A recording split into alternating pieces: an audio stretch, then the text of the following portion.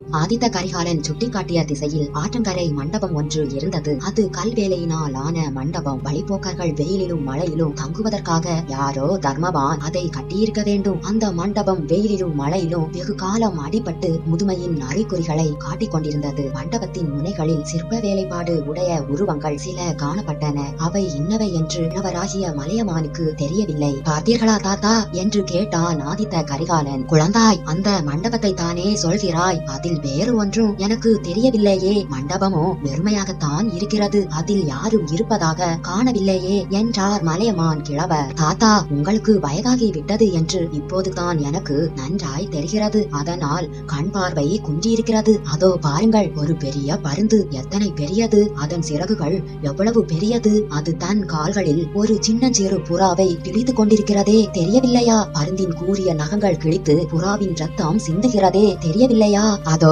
இன்னொரு புறாவை பாருங்கள் தாத்தா.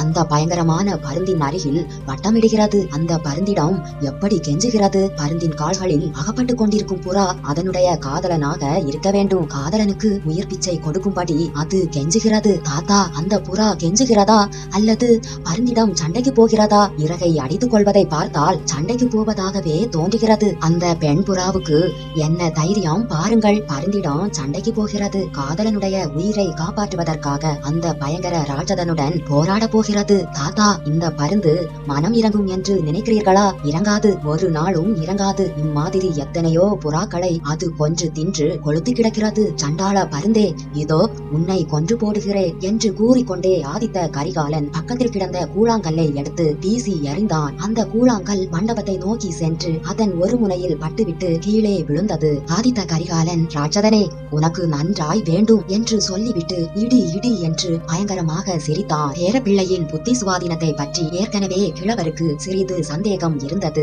அது இப்போது இன்னும் அதிகமானது. தாத்தா, ஏன் என்னை இப்படி வெறித்து பார்க்கிறீர்கள்? மண்டபத்தின் அருகில் போய் பாருங்கள் என்றான் கரிகாலன். அவ்விதமே மலையமான் மண்டபத்தை சற்று நெருங்கி சென்று கரிகாலனின் கல் விழுந்த இடத்தை உற்று பார்த்தார். அங்கே ஒரு சிற்பம் காணப்பட்டது. அந்த சிற்பத்தில் பருந்து ஒன்று தன் கால் நகங்களில் ஒரு புறாவை கொத்தி தூக்கி கொண்டிருப்பது போலவும் இன்னொரு புறா அந்த பருந்திடம் பாய போவது போலவும் தத்ரூபமாக அமைக்கப்பட்டிருந்தது. மலையமான் திரும்பி வந்து, குழந்தாய், எனக்கு வயதாகிவிட்டது என்பது உண்மைதான். கண் பார்வை முன்போல் துல்லியமாக இல்லை. அருகில் சென்று உற்று பார்த்த பிறகுதான் தெரிந்தது. நல்ல சிற்ப வேலை என்றார். தாத்தா, நல்ல சிற்ப வேலையா? சிற்ப அற்புதம் என்று சொல்லுங்கள். மகேந்திரவர்மர் மாமல்லர் காலத்து சிற்ப சக்கரவர்த்தி யாரோ ஒருவன் இதையும் செய்திருக்க வேண்டும். முதலில் பார்த்ததும் உண்மையாகவே நடப்பது போலவே எனக்கு தோன்றிவிட்டது என்றான் கரிகாலன். ஆதித்தா, அற்புதம் அந்த கல்லிலே மட்டும் இல்லை, உன் கண்ணிலும் இருக்கிறது, உன் மனதிற்குள்ளேயும் இருக்கிறது. இந்த வழியாக எவ்வளவோ பிரயாணிகள் தினந்தோறும் போகிறார்கள். அவர்களில் முக்கால்வாசி பேர் இந்த சிற்ப அற்புதத்தை கவனித்து கூட இருக்க மாட்டார்கள். மற்றும் பலர் பார்த்தும் பார்க்காதது போலவே போய்விடுவார்கள். உன்னை போல் ஒரு சிலர் தான் ஒரு சிற்பத்தை பார்த்து இவ்வளவு ஆச்சரியப்படுவார்கள். தாத்தா, நான் ஆச்சரியப்படவில்லை, கோபப்படுகிறேன். இந்த சிற்பத்தை இப்போதே இடித்து தள்ளிவிட வேண்டும் என்று எனக்கு ஆத்திரம் உண்டாகிறது. இவ்வளவு கொடூரமான சிற்பத்தை அமைத்தவனை அதிகமாக புகழ்ந்து பாராட்டுவது கூட எனக்கு பிடிக்கவில்லை. கரிகாலா, இது என்ன விந்தை? உன்னுடைய வைர நெஞ்சு எப்போது இவ்வளவு இலக்கம் கொடுத்தது? ராஜாளி புறாவை கொன்று தின்பது அதனுடைய இயற்கை. சிங்கராஜா ஆட்டிடம் இரக்கம் கொள்ள ஆரம்பித்தால் அது சிங்கராஜா அல்ல, அதுவும் ஆடாகத்தான் போய்விடும். சிம்மாசனத்தில் வீற்றிருந்து அரசு புரிய ஆசைப்படுகிறவர்கள் பகைவர்களையும் சதிகாரர்களையும் கொன்றுதான் ஆக வேண்டும். சக்கரவர்த்தியா இருந்து உலகை ஒரு குடை நிழலில் ஆள பிறந்தவர்கள் பகையரசர்களை கொன்றுதான் தீர வேண்டும். ராஜாளி புறாவை கொல்லாவிட்டால் அது ராஜாளியா இருக்க முடியுமா? இதை பற்றி ஏன் உனக்கு இவ்வளவு கலக்கம் என்றார் மலையமான். தாத்தா, நீங்கள் சொல்வதெல்லாம் சரிதான். ஆனால் அந்த பெண் புறா அப்படி தவிப்பதை பார்த்த பிறகு ராஜாளிக்கு இரக்கம் வர வேண்டாமா? பெண்ணுக்கு இறங்கி ஆணை விடுதலை செய்ய வேண்டாமா? தாத்தா, நீங்களே சொல்லுங்கள். உங்கள் பகைவன் ஒருவனை நீங்கள் கொல்ல போகும் சமயத்தில் அவனுடைய காதலி குறுக்கே வந்து புருஷனுக்கு உயிர் பிச்சை கேட்டால் என்ன செய்வீர்கள்? அப்போது உங்கள் மனம் இறங்காமல் இருக்குமா என்று கரிகாலன் கேட்டான். ஆதித்தா, அப்படி ஒரு பெண் குறுக்கே வந்தால் அவளை என் இடக்காலினால் உதைத்துவிட்டு என் பகைவனை கொல்லுவேன். கரிகாலா, அதை பற்றி சந்தேகமே இல்லை. பகைவர்கள் தொழுத கையில் ஆயுதம் வைத்திருப்பார்கள் என்றும் அவர்கள் அழுத கண்ணீரிலும் ஆயுதம் மறைந்திருக்கும் என்றும் வள்ளுவர் கூறியிருக்கிறார். ஆண்களின் கண்ணீரை காட்டிலும் பெண்களின் கண்ணீர் அபாயமானது. ஏனெனில் பெண்களின் கண்ணீருக்கு இழக செய்யும் சக்தி அதிகம் உண்டு. அப்படி மனதை இழகவிட்டு விடுகிறவனால் இந்த உலகில் பெரிய காரியம் எதையும் செய்ய முடியாது. அவன் பெண்களிலும் கேடு கெட்டவன். தாத்தா, இது என்ன? பெண்களை பற்றி ஏன் நீங்கள் இவ்வளவு குறைவாக பேசுகிறீர்கள்? பெண்களை பற்றி குறைவாய் பேசுவது என் தாயாரையும் குறைவுபடுத்துவதாய் ஆகாதா? குழந்தாய், கேள். உன் தாயாரிடம் நான் வைத்திருந்த அன்புக்கு இந்த உலகத்தில் இணை ஒன்றுமே இல்லை. எனக்கு 6 பிள்ளைகள் பிறந்தார்கள். பீமனையும் அர்ஜுனனையும் போன்ற வீரர்களாய் வளர்ந்தார்கள். அவ்வளவு பேரையும் யுத்த களத்தில் பலி கொடுத்து விட்டே. அவர்கள் இறந்த செய்தி வந்த போதெல்லாம் நான் வருத்தப்படவில்லை. ஆனால் உன் தாயாரை மனம் செய்து கொடுத்து அனுப்பி வைத்த போது அவள் சாம்ராஜ்ய சிங்காதனத்தில் அமரப்போகிறாள் என்று தெரிந்திருந்தும் என் மனம் அடைந்த வேதனையை சொல்லி முடியாது. ஆனால் அந்த வேதனையை வெளிப்படையாக காட்டிக்கொண்டேனா? இல்லை. அவளிடம் தான் வெளியிட்டேனா? அதுவும் இல்லை. உன் தாயை மனம் செய்து கொடுப்பதற்கு முதல் நாள் அவளை தனியாக அழைத்து, மகளே, மாநிலம் புறக்க போகும் மன்னனை நீ மணந்து கொள்ள போகிறாய். அதற்காகவும் நீ கர்ப்பம் அடையாதே. அவ்வளவு புகழ் வாய்ந்த கணவனை மணந்து கொள்வதினால் உனக்கு கஷ்டம்தான் அதிகமா இருக்கும். உன் அரண்மனையில் பணி செய்யும் பணிப்பெண்கள் பலரும் உன்னை காட்டிலும் சந்தோஷமா இருப்பார்கள். துக்கப்படுவதற்கும் வேதனைப்படுவதற்கும் உன்னை நீ ஆயத்தம் செய்து கொள். உனக்கு குழந்தைகள் பிறக்காவிட்டால் உன் புருஷன் வேறு பெண்களை கட்டாயம் மணந்து கொள்வான். அதை நினைத்து நீ வேதனைப்பட கூடாது. உனக்கு மக்கள் பிறந்தால் அவர்களை வீர மக்களாய் நீ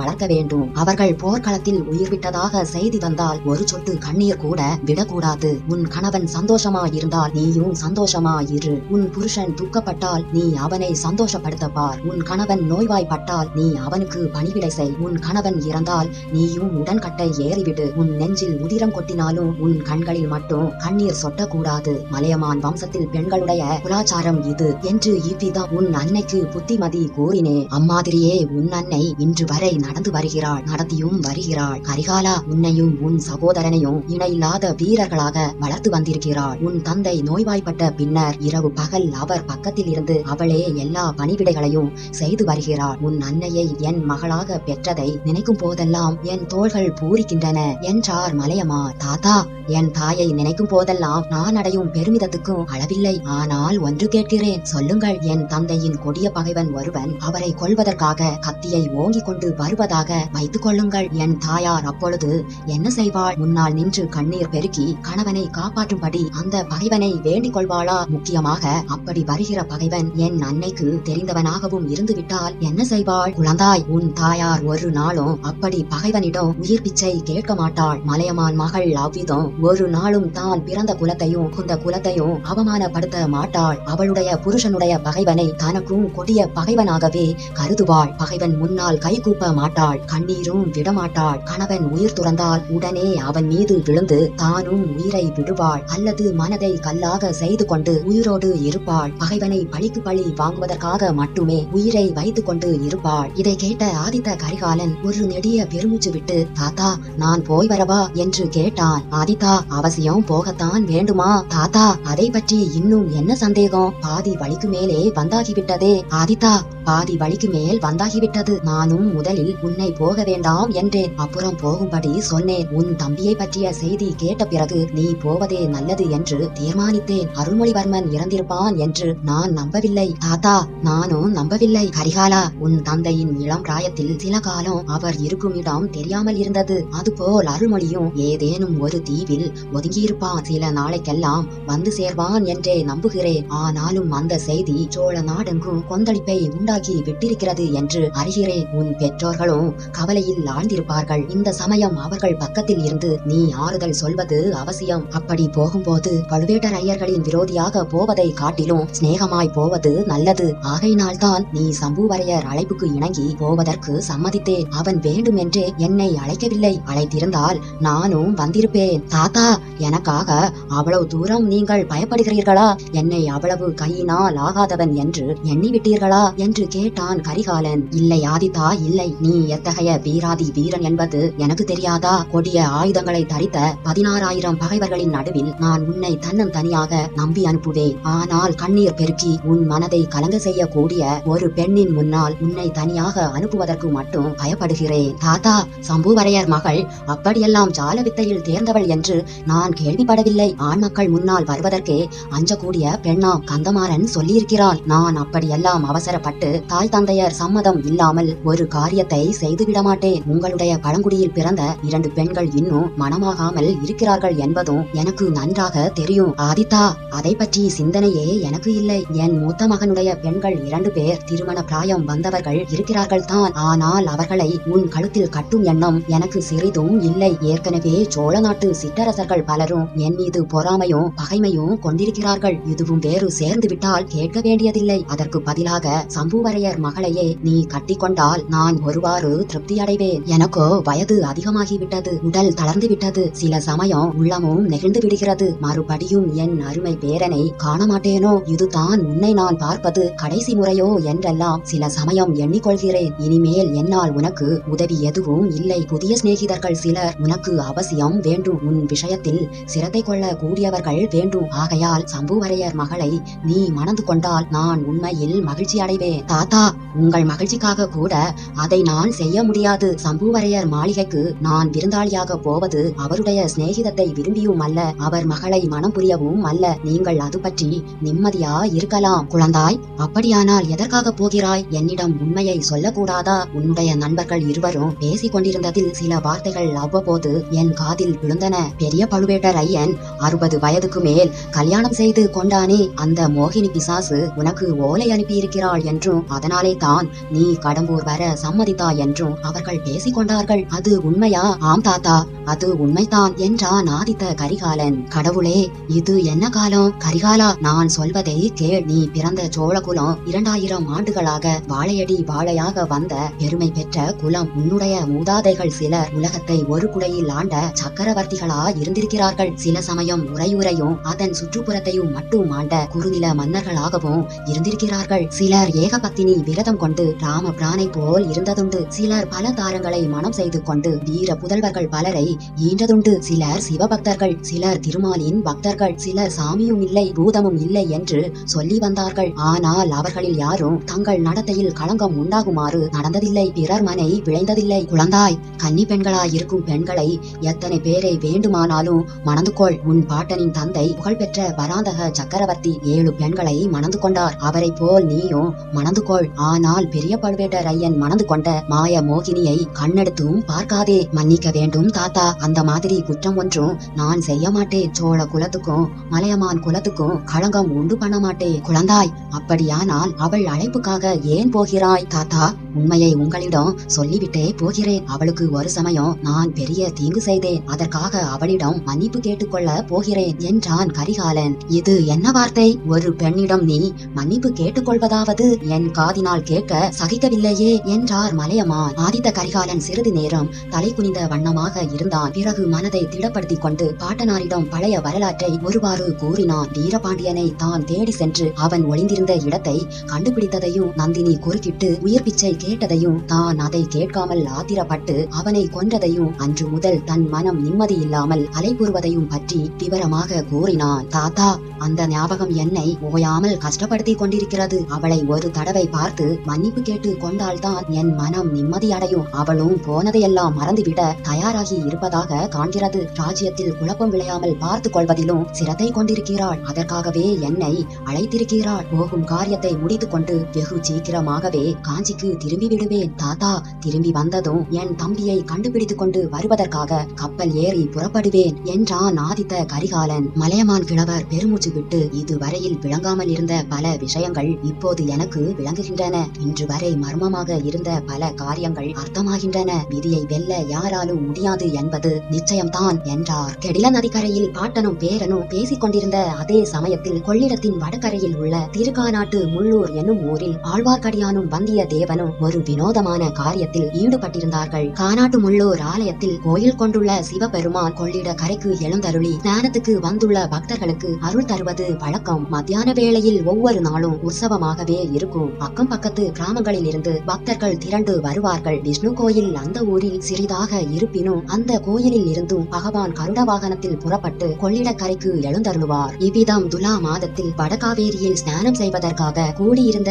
ஜனக்கூட்டத்தின் இடையே ஆழ்வார்க்கடியான் ஒரு நாவல் கிளையை மண்ணில் நட்டு வைத்துக் கொண்டு நாவலோ நாவல் என்று கூவிக் கொண்டிருந்தான். இந்த நாவல் தீவில் வைஷ்ணவ சமயமே மேலான சமயம் என்று நிலைநாட்டுவதற்கு வாதம் புரிய வந்துள்ளே சைவர்கள், அத்வைதிகள், கபாலிகர்கள், காலாமுகர்கள், புத்தர்கள், சமணர்கள் யார் வேண்டுமானாலும் வாதப்போர் புரிய வரலாம். அவர்கள் வெற்றி பெற்றால் அவர்களை என் தோள் மீது தூக்கி வைத்துக் கொண்டு ஊரை சுற்றி வலம் வருவேன். அவர்கள் தோற்றால் இடுப்பு துணியை தவிர மற்ற எல்லாம் இங்கே கொடுத்துவிட்டு போக வேண்டும். இவ்வாறு கூறிக்கொண்டு நாவலோ நாவல் என்று கத்திக் கொண்டிருந்தான். அவனுக்கு முன்னால் ருத்ராட்ச மாலைகள், மகர கண்டிகள், கமண்டலங்கள், குண்டலங்கள், பட்டு பீதாம்பரங்கள், பொற்காசுகள் ஆகியவை குவிந்து கிடந்தன. இவற்றிலிருந்து வெகு நேரம் வாதமிட்டு பலரை வாத போரில் வென்றிருக்க வேண்டும் என்பது தெளிவாயிருந்தது. அவனுக்கு பக்கத்தில் கடம்ப மரம் ஒன்றில் சாய்ந்து கொண்டு வந்தியத்தேவன் கையில் உருவிய கத்தியுடன் நின்று கொண்டிருந்தான். இப்போது அவனுடைய அறையில் உடுத்திய ஒரு துணியும் கையில் ஒரு கத்தியும் மட்டும்தான் இருந்தன. அவனுடைய தோற்றத்தில் இருந்து ஆழ்வார்க்கடியான் மீது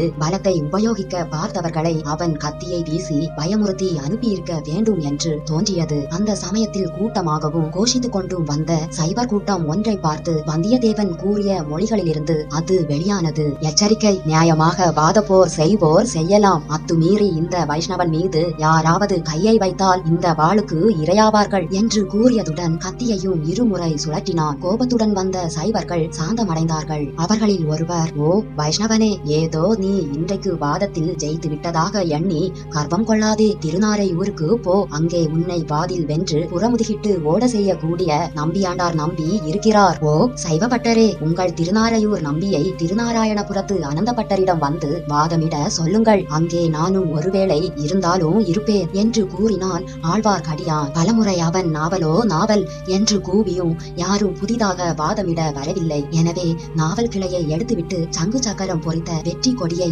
ஆழ்வார்க்கடியான் நட்டான். பக்கத்தில் நின்று எல்லாவற்றையும் பார்த்து கொண்டிருந்த வைஷ்ணவர்கள் சிலர் உடனே அருகில் வந்து அவனை தூக்கி தோளில் வைத்துக் கொண்டு கூத்தாடினார்கள். பிறகு அவர்கள், வீர வைஷ்ணவனே, எங்கள் இல்லத்துக்கு வந்து அமுது செய்து அருள வேண்டும் என்று பிரார்த்தித்தார்கள். அங்கனமே ஆகுக என்று ஆழ்வார்க்கடியான் கம்பீரமாக கூறிவிட்டு வந்தியத்தேவனையும் அழைத்துக் கொண்டு சென்றான். இருவரும் புளியோதரை, திருக்கண்ணமுது, ததியோனம் ஆகியவற்றை வயிறு முட்டும்படி ஒரு கை பார்த்தார்கள். ஆழ்வார்க்கடியான் தான் வாத போரில் சம்பாதித்த பொருட்களில் அங்கவஸ்திரமாக அணியக்கூடிய பீதாம்பரம் ஒன்றை மட்டும் வந்தியத்தேவனிடம் கொடுத்துவிட்டு மற்றவற்றை ஸ்ரீ வைஷ்ணவர்களிடம் கொடுத்து அவற்றின் பெருமானத்துக்கு பொற்களஞ்சுகள் பெற்றுக் கொண்டான். வைஷ்ணவ சமயத்தின் மேன்மையை நிலைநாட்டிக் கொண்டு வடக்கே ஹரித்வாரம் வரையில் போக வேண்டியிருப்பதால் தனக்கு பொற்காசுகள் தேவை என்பதாக அவன் தெரிவித்துக் கொண்டான். ஸ்ரீ வைஷ்ணவர்களும் மனம் வந்து பொருட்களின் பெருமானத்துக்கு அதிகமாகவே பொற்காசுகள் கொடுத்தார்கள். பெற்றுக்கொண்டு ஆழ்வார்க்கடியானும் வந்தியத்தேவனும் பிற்பகலில் கடம்பூரை நோக்கி பிரயாணமானார்கள். கொள்ளிடத்தில் அப்போது பெரும் வெள்ளம் போய்க் கொண்டிருந்தபடியால் அவர்கள் ஏறி வந்த குதிரைகளை கொண்டு வர முடியவில்லை. அவர்கள் நதியை கடந்த ஓடத்தில் ஜனங்கள் அதிகமாக ஏறி இருந்தபடியால் படகு கரையை அடையும் சமயத்தில் கவிழ்ந்துவிட்டது.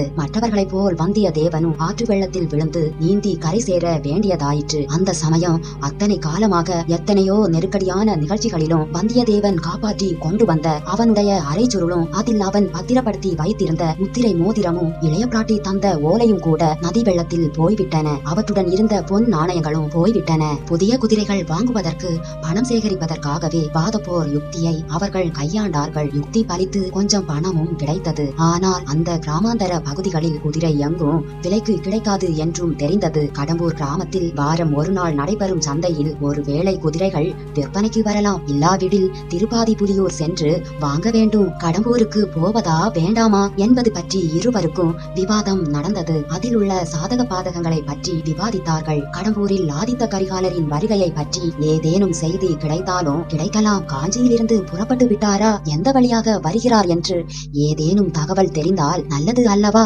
ஆனால் கடம்பூரில் தெரிந்தவர்களின் கண்ணில் படக்கூடாது. கந்தமாறனை சந்திக்க நேர்ந்து விட்டால் ஆபத்தாய் போய்விடும். ஒருவேளை பழுவேட்டரையரின் பரிவாரங்கள் இதற்குள் வந்திருந்தால் அதுவும் தொல்லைத்தான். வைஷ்ணவனே, உனக்குத்தான் இரவில் சுவர் ஏறி குதிக்க தெரியுமே. சம்புவரையர் குதிரை லாயத்தில் இருந்து 2 குதிரைகளை கொண்டு வந்து விடலாமே என்றான் வந்தியத்தேவன். தம்பி, நான் சுவர் ஏறி குதிப்பேன். ஆனால் குதிரைகளுக்கு சுவர் ஏறி குதிக்க தெரிய வேண்டுமே என்றான் வைஷ்ணவன். வைஷ்ணவரே, பழுவூர் பரிவாரங்கள் அங்கே வந்திருந்தால் 2 குதிரைகளை அடித்துக் கொண்டு போகலாம். அவர்கள் முன்னொரு சமயம் கடம்பூரில் என்னுடைய என்னுடைய குதிரையை விரட்டியடித்தார்கள் அல்லவா, அதற்கு பழிக்கு பழி வாங்க வேண்டும் என்றான் வானர்குல வீரன். சில மாதங்களுக்கு முன்பு கடம்பூரில் அவர்கள் சந்தித்தது பற்றியும் அன்று இரவு நடந்த அபூர்வ சம்பவங்களை பற்றியும் வழிநெடுக பேசிக்கொண்டு வந்தார்கள். இருவரும் சூரியன் மறையும் சமயத்துக்கு கடம்பூரை அடைந்தார்கள். கடம்பூர் அவர்கள் எதிர்பார்த்தது போல் அமர்க்களப்பட்டு காணப்பட்டது. அரண்மனையும் கோட்டை வாசலும் கொடிகளாலும் தோரணங்களாலும் தொங்கல் மாலைகளாலும் அலங்கரிக்கப்பட்டு விளங்கின. கோட்டை வாசலிலும் சரி, மதில் சுவரை சுற்றிலும் சரி, முன்னை விட காவல் பலமாக இருந்தது. பட்டத்து இளவரசர் ஆதித்த கரிகாலர் வருகிறார் என்றால் கேட்க வேண்டுமா? அதே சமயத்தில் தனாதிகாரி பெரிய பழுவேட்டர் ஐயரும் ராணியுடன் வரப்போகிறார். 2 பேருடைய பரிவாரங்களும் வருவார்கள். சில நாளைக்கு ஊர் தடபுடல் பட்டுக்கொண்டு தான் இருக்கும். இதையெல்லாம் பற்றி கடம்பூர் கடை தெருவில் ஜனங்கள் பேசிக் கொண்டிருந்ததை இரு நண்பர்களும் கேட்டார்கள். ஜனங்கள் பேச்சில் இருந்து இரு சாரரும் இன்னும் வந்து சேரவில்லை என்று தெரிந்தது. சம்புவரையர் மகன் கந்தமாறன் ஆதித்த கரிகாலரை அழைத்து வர காஞ்சிக்கு புறப்பட்டு போயிருக்கிறான் என்றும் தெரிந்தது. இந்த பரபரப்பான பேச்சுகளுக்கிடையில் சிலர் கடல் கொண்டு விட்ட இளவரசன் அருள்மொழிவர்மனை பற்றியும் மெல்லிய குரலில் பேசினார்கள். அவ்வளவு பெரிய துக்க சம்பவம் நடந்திருக்கும் போது இங்கே விருந்துகளுக்கும் களியாட்டங்களுக்கும் ஏற்பாடு நடந்து வருவது பலருக்கும் பிடிக்கவில்லை என்பது ஜாடை மாடையாக அவர்கள் பேசிக் கொண்டதிலிருந்து தெரிந்தது. ஆழ்வார்க்கடியானும் வந்தியத்தேவனும் இந்த பேச்சுகளை எல்லாம் காது கொடுத்து கேளாதவர்கள் போல் கேட்டுக்கொண்டு ஊரை தாண்டி போனார்கள். ஊருக்குள் எங்கேயும் இரவு தங்க அவர்கள் விரும்பவில்லை. ஊருக்கு அப்பால் சமீபத்தில் எங்கேயாவது பாழடைந்த மண்டபம் அல்லது சத்திர சாவடி இல்லாமலா போகும்? அப்படி இல்லாவிட்டால் இரவு வீரநாராயணபுரத்துக்கு போய் தங்கி விடுவது நல்லது. அங்கே உள்ள பெருமாள் கோயிலின் 100 மண்டபத்தில் நிம்மதியாக படுத்து உறங்கலாம். முதல் நாள் இரவு நிகழ்ச்சிகளுக்கு பிறகு இரவு நல்ல தூக்கம் அவர்களுக்கு அவசியமா இருந்தது. கடம்பூரை தாண்டி சாலையோடு சிறிது தூரம் சென்றதும் அடர்த்தியான மூங்கில் காடு ஒன்றும் அதற்குள் ஐயனார் கோயில் ஒன்றும் தெரிந்தன. வைஷ்ணவரே, இனிமேல் என்னால் நடக்க முடியாது. இரவு இந்த கோயிலில் படுத்திருக்கலாம். யார் கண்ணிலும் படாமல் இருப்பதற்கு இது நல்ல இடம் என்றான் வந்தியத்தேவன். அப்பனே, நீ சொல்வது தவறு. இந்த மாதிரி இடங்களுக்கு நம்மை போல் இன்னும் யாராவது வந்து சேர மாட்டார்கள் என்பது என்ன நிச்சயம் என்றான் ஆழ்வார்க்கடியான். வைஷ்ணவரே, அப்படி வருகிறவர்கள் குதிரைகளுடன் வந்தவர்களானால் ரொம்ப நல்லது என்றான் வந்தியத்தேவன். தம்பி, இந்த மூங்கில் காட்டுக்குள் எந்த குதிரையும் நுழைய முடியாது. மனிதர்கள் நுழைந்து செல்வதே கடினமான காரியம். வைஷ்ணவரே, எங்கேயாவது ஒற்றையடி பாதை ஒன்று இல்லாமல் போகாது. கோயில் பூசாரி வரக்கூடிய வழியேனும் இருந்துதானே ஆக வேண்டும். இருவரும் அடர்த்தியாக மண்டி கிடந்த மூங்கில் புதர்களை சுற்றி சுற்றி வந்து கடைசியாக குறுகலான ஒற்றையடி பாதை ஒன்றை கண்டுபிடித்தார்கள். அதன் வழியாக உடம்பில் முட்கள் கீறாமல் நடந்து போவது மிகவும் எளிதாக இருந்தது. இவ்விதம் சிறிது தூரம் சென்ற பிறகு கொஞ்சம் இடைவெளி காணப்பட்டது. அதில் சிறிய ஐயனார் கோயில் இருந்தது. கோயிலுக்கு எதிரே பலிபீடமும் அதை ஒட்டி மண்ணினால் செய்து காலவாயில் சுடப்பட்ட யானைகளும் குதிரைகளும் வரிசையாக வைக்கப்பட்டிருந்தன. ஐயனாருக்கு வேண்டுதல் செய்து கொள்ளும் பக்தர்கள் இவ்விதம் மண்ணினால் செய்த குதிரைகளும் யானைகளும் கொண்டு வந்து வைப்பது வழக்கம். அவற்றை பார்த்ததும் வந்தியத்தேவன், வைஷ்ணவரே, குதிரைகளை பற்றி இவ்வளவு கவலைப்படுகிறோமே, ஐயனாரை கேட்டு 2 குதிரைகள் வாங்கிக் கொள்ளலாமே. தம்பி, மண் குதிரையை நம்பி ஆற்றில் இறங்கக்கூடாது என்ற பழமொழி தெரியாதா என்றான் ஆழ்வார்க்கடியான். வைஷ்ணவனே, எங்கள் ஐயனார் மிகவும் சக்தி வாய்ந்த தெய்வம். கேட்ட வரத்தை உடனே கொடுக்கக்கூடியவர். உங்கள் விஷ்ணுவை போல் பக்தர்களை தவிக்கவிட்டு பட்ட பகலில் தூங்கிக் கொண்டிருப்பவர் அல்ல என்றான் வந்தியத்தேவன். தம்பி, அப்படியானால் இந்த மண் குதிரைகளுக்கு உயிர் கொடுத்தாலும் கொடுப்பார் என்று சொல்லு. ரொம்ப நல்லதாய் போய்விட்டது. பணமும் மிச்சம். வைஷ்ணவரே, உண்மையான பக்தி இருந்தால் மண் குதிரைகளும் உயிர் பெறும். பார்க்க போனால் நம்முடைய உடம்புகள் மட்டும் என்ன, பிரம்மதேவன் மண்ணினால் செய்து உயிர் கொடுத்தது தானே. தம்பி, நன்றாக சொன்னாய். இந்த உடம்பு மண்ணினால் செய்த உடம்பு என்பதை மறந்து விடுகிறோம். அதை அடிக்கடி ஞாபகப்படுத்தி கொள்வதற்காக திருமண்ணை குலைத்து நெற்றியிலும் உடம்பிலும் இட்டுக் கொள்ளும்படி வைஷ்ணவ ஆச்சாரியர்கள் கட்டளை இட்டிருக்கிறார்கள். வந்தியத்தேவன் உஷ் என்று சொல்லி ஆழ்வார்க்கடியானுடைய கையை பிடித்துக் கொண்டு இன்னொரு கையினால் எதிரே சுட்டி காட்டினான். சூரியன் மறைந்து சிறிது நேரம் ஆகிவிட்டது. நாலாபுறமும் இருண்ட மூங்கில் தோப்புக்குள் சூழ்ந்திருந்த அந்த சிறிய இடைவெளியில் மிக மங்கலாக தெரிந்த வெளிச்சத்தில் ஐயனாருடைய வாகனங்கள் உயிர் பெற்று அசைவதாக தோன்றின. ஒரு யானையும் ஒரு குதிரையும் இடம்பெயர்ந்து நகர்ந்தன. கண்ணால் கண்ட இந்த அற்புதத்தை நம்புவதா இல்லையா என்று தெரியாமல் வந்தியத்தேவன் சிறிது நேரம் திகைத்து நின்றான். ஆனால் ஐயனாருடைய அற்புத சக்தியை ஆழ்வார்க்கடியானுக்கு உடனே உணர்த்திவிடக் கூடிய சந்தர்ப்பத்தை இழக்கவும் அவனுக்கு மனம் வரவில்லை. வைஷ்ணவரே, பார்த்தீரா என்று அவன் சொல்வதற்குள் ஆழ்வார்க்கடியான் அவனுடைய கையை இறுக்கி பிடித்து உதட்டில் விரல் வைத்து சைகை காட்டி பேச்சை நிறுத்தினான். பின்னர் இறுக்கி பிடித்த கையினால் வந்தியத்தேவனை பற்றியவாறு அவனை இழுத்துக் கொண்டு அந்த மூங்கில் புதருக்கு பின்னால் சென்று நன்றாக மறைந்து நின்றான். குதிரையும் யானையும் அசைந்து சிறிது விலகி கொடுத்து இடைவெளி ஏற்பட்ட இடத்தில் ஒரு மனிதனுடைய தலை மட்டும் தெரிந்தது. அந்த தலை அப்பாலும் இப்பாலும் மீண்டும் திரும்பி நாலாபுறமும் பார்த்தது. ஐயனாருடைய பலிபீடத்துக்கு பக்கத்தில் இந்த மாதிரி ஒரு தலை மட்டும் தோன்றி நாலாபுறமும் சுழன்று விழித்த காட்சி மிக பயங்கரமா இருந்தது. எவ்வளவோ பயங்கரங்களை பார்த்திருந்த வந்தியத்தேவனுடைய மெய் சிலிர்த்தது. ஆனால் தன்னை பிடித்திருந்த ஆழ்வார்க்கடியான் கை சிறிது நடுக்கமுறாமலும் தளராமலும் இருந்ததை அறிந்து வந்தியத்தேவன் நெஞ்சுறுதி கொண்டான். இவர்கள் பார்த்து கொண்டிருக்கும் போதே அந்த தலை எழும்பி மேலே வந்தது. ஒரு மனிதனுடைய மார்பு வரையில் தெரிந்தது. பிறகு அந்த மனிதன் முழுமையான உருவத்துடன் கிளம்பி மேலே வந்தான். அந்த மனிதன் வெளிவந்த இடத்தில் ஒரு சிறிய பிளவு கரிய இருள் சூழ்ந்த பாதாள பிலாதுவரத்தை போல பயங்கரமாக வாயை திறந்து கொண்டிருந்தது. சற்று உற்று பார்த்த பின்னர் அந்த மனிதன் யார் என்பதும் அவர்களுக்கு தெரிந்துவிட்டது. கடம்பூர் மாளிகையில் பணியாளனாக இருந்து கொண்டே ரவிதாசனுடைய சதி கும்பலிலும் சேர்ந்திருந்த இடும்பன்காரிதான் அவன். இதை இருவரும் ஏக காலத்தில் அறிந்து கொண்டதும் ஒருவரை ஒருவர் பார்த்து தங்கள் வியப்பை சைகையாலே தெரிவித்துக் கொண்டார்கள். இடும்பன்காரி திறந்திருந்த துவாரத்தை அப்படியே விட்டுவிட்டு மறுபடியும் ஒரு தடவை சுற்றுமுற்றும் பார்த்துவிட்டு ஐயனார் கோவிலை நோக்கி நடந்தான். கோவில் கதவை திறந்து கொண்டு உள்ளே போனான். சிறிது நேரத்துக்கெல்லாம் கோயிலுக்கு உள்ளே இருந்து வெளிச்சம் தெரிந்தது. கோயிலுக்குள் விளக்கேற்றப்பட்டிருக்கிறது என்பதை அறிந்து கொண்டார்கள். தம்பி, இதை பற்றி என்ன நினைக்கிறாய் என்று முணுமுணுக்கும் குரலில் ஆழ்வார்க்கடியான் கேட்டான். வைஷ்ணவரே, ஐயனார் சக்தியுள்ள தெய்வம் என்று நினைக்கிறேன். குதிரைக்கு உயிர் வந்ததை பார்க்கவில்லையா என்றான் வந்தியத்தேவன். அது சரி, இப்போது வந்தானே, அவனை பற்றி என்ன நினைக்கிறாய்? அவன் ஐயனார் கோவில் பூசாரி போல் இருக்கிறது. நாமும் போய் சுவாமி தரிசனம் செய்யலாமா என்று வந்தியத்தேவன் கேட்டான். தம்பி, கொஞ்சம் பொறு. இன்னும் யாராவது சுவாமி தரிசனத்துக்கு வருகிறார்களா என்று பார்த்து கொள்ளலாம். வைஷ்ணவரே, இன்னும் யாரேனும் வருவார்கள் என்று நினைக்கிறீர்களா? தம்பி, பின் எதற்காக இவன் விளக்கு போடுகிறான்? வைஷ்ணவரே, பூசாரி கோவிலுக்கு விளக்கு போடுவதில் ஆச்சரியம் என்ன? தம்பி, அவன் யார் என்று தெரியவில்லையா? வைஷ்ணவரே, நன்றாய் தெரிகிறது. கொள்ளிடத்தின் தென்கரையில் எனக்கு குதிரை வாங்கி கொண்டு வந்து கொடுத்தானே, அந்த இடும்பன்காரி இவன்தான். இப்போதும் இவனிடம் குதிரை கேட்கலாம் என்று பார்க்கிறேன். தம்பி, நல்ல யோசனை செய்தாய். வைஷ்ணவரே, உமக்கு பிடிக்கவில்லையா என்ன? தம்பி, இடும்பன்காரி உனக்கு குதிரை வாங்கி கொடுத்தவன் மட்டும் அல்ல, ரவிதாசன் கூட்டத்தையும் சேர்ந்தவன். வைஷ்ணவரே, அப்படியானால் இன்னொரு நல்ல யோசனை தோன்றுகிறது. இடும்பன்காரி ஐயனார் கைங்கரியத்தில் ஈடுபட்டிருக்கும் போது அவன் எங்கிருந்து வந்து முளைத்தான் என்பதை பார்த்து தெரிந்து கொண்டு வரலாம் என்று எண்ணுகிறேன். தம்பி, அது எப்படி முடியும்? வைஷ்ணவரே, அவன் வெளியே வந்த துவாரத்தில் நான் உள்ளே போக முடியாதா? முடியலாம், ஆனால் அதில் அபாயங்கள் ஏற்படலாம் அல்லவா? வைஷ்ணவரே, அபாயம் இல்லாத காரியம் ஏது? தம்பி, அப்புறம் உன் இஷ்டம். வைஷ்ணவரே, நீங்கள் இங்கேயே இருந்து என்ன நடக்கிறதென்று பார்த்து கொண்டிருங்கள். தம்பி, அதற்கென்ன கஷ்டம்? நான் இருந்து பார்த்து கொண்டிருக்கிறேன். சுரங்க வழி எங்கே போகும் என்று உனக்கு ஏதாவது தோன்றுகிறதா? தோன்றுகிறது சுவாமி, தோன்றுகிறது. அது சரிதானா என்று தெரிந்து கொள்ள விரும்புகிறேன். தம்பி, அதை நீ எதற்காக தெரிந்து கொள்ள வேண்டும்? சுவாமிகளே, ஏதேனும் ஒரு சமயத்தில் உபயோகப்படலாம். யார் கண்டது? அந்த சமயம் சற்று தூரத்தில் வேறு பேச்சு குரல்கள் கேட்டன. தாமதிப்பதற்கு நேரமில்லை. வைஷ்ணவரே, நான் திரும்பி வருகிற வரையில் இங்கேயே இருப்பீர் அல்லவா? தம்பி, உயிர் உள்ள வரையில் இங்கேயே இருக்கிறேன். ஆனால் நீ திரும்பி வருவது என்ன நிச்சயம்? வைஷ்ணவரே, உயிர் இருந்தால் நானும் திரும்பி வருவேன். இவ்விதம் சொல்லிக் கொண்டே வந்தியத்தேவன் நாளே பாய்ச்சலில் துவாரம் தெரிந்த இடத்தை நோக்கி ஓடினான். அதற்குள் இறங்கினான். மறு கணமே அந்த இருண்ட பள்ளத்தில் மறைந்தான். பிலாதுவரம் அவனை அப்படியே விழுங்கிவிட்டதாக தோன்றியது. கோயிலுக்குள் சென்றிருந்த இடும்பன்காரி வெளியே வந்து சுற்றும் முற்றும் பார்த்தான். திறந்திருந்த துவாரம் கண்ணில் பட்டது. உடனே அவ்விடம் சென்று பலிபீடத்துக்கு பக்கத்தில் நாட்டப்பட்டிருந்த